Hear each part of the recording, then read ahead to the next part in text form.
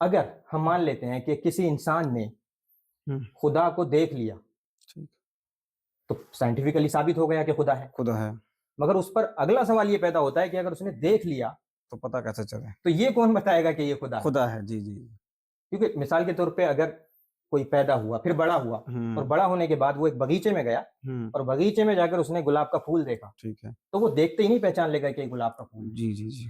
तो हमारे साथ भी यही होता है कि बचपन से जब हम बड़े होते हैं और हम किसी बगीचे में जाते हैं, एक नया फूल देखते हैं, तो कोई हमें बताता है कि ये गुलाब का फूल है, हम्म। तो हम उसका एक नाम रखते हैं अपने दिमाग में कि ये गुलाब का फूल है। गुलाब।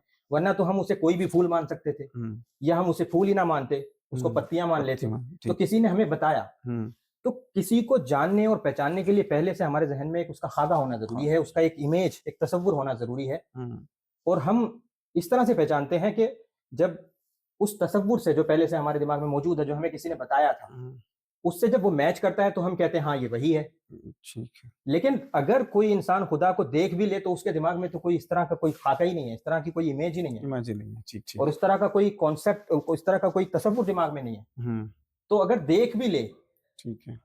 तो फिर ये कैसे पता लगेगा कि ये खुदा ये है? खुदा है, जी। या अगर कोई दुनिया में आकर के कोई कह ही दे कि मैं खुदा हूं, अगर हम्म। ये बात भी हम मान लेते हैं कि कोई कह ही दे कि मैं खुदा हूं, हम्म।